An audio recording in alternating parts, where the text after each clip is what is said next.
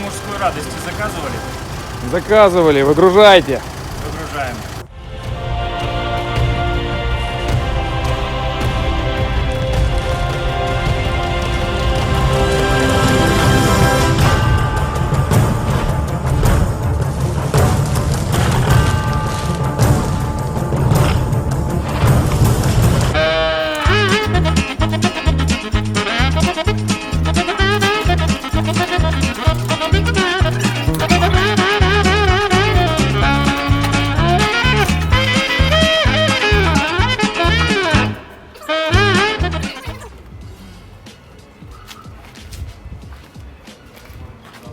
И вот пришел тот долгожданный момент, когда приехал наш 3.6 двигатель 104 АМГ с пробегом всего лишь 93 тысячи километров.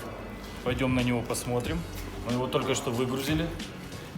Привезли его на СТО Крамамерсу. Сейчас он будет устанавливаться на 124 купе.